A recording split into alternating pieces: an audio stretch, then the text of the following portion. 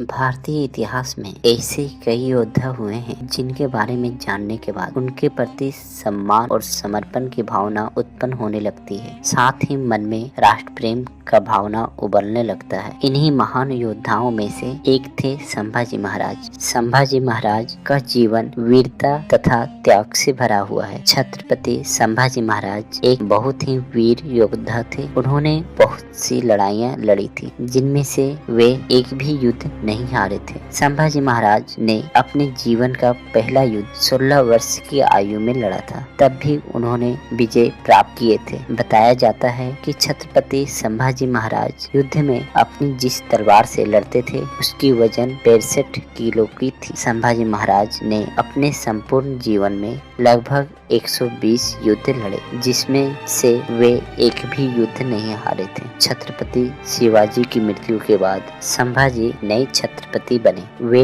अपने पिता के समान वीर और पराक्रमी थे। उन्होंने दक्षिण में बढ़ते मुगल शक्तियों को रोक दिया और छापेमार युद्ध कला से मुगल सैनिकों के कई टुकड़ों को मौत का घाट उतार दिया था। संभाजी महाराज ने मुगलों को इतना परेशान कर दिया था, जिस कारण स्वयं मुगल बादशाह औरंगजेब को 1687 ईस्वी में दिल्ली की तख्त छोड़कर दक्षिण की ओर आना पड़ा था और इसी ही मुगल शासन का अंत का कारण माना जाता है। औरंगजेब ने दक्षिण के राज्य से लगभग 20 साल तक उलझा रहा। उन्होंने गोलकुंडा और बीजापुर राज्य को जीतकर अपने मुगल साम्राज्य में मिला लिया। 4 लाख की सेना के साथ वे मराठा साम्राज्य की ओर आगे बढ़े, जिसके बाद से मराठा सैनिक धीरे धीरे कमजोर पड़ने लगे थे। 1 मार्च सन 1689 ईस्वी को छत्रपति संभाजी महाराज को छल से पकड़ लिया गया और उन्हें बंदी बनाकर बड़ी क्रूरता से उनकी हत्या कर दी गई।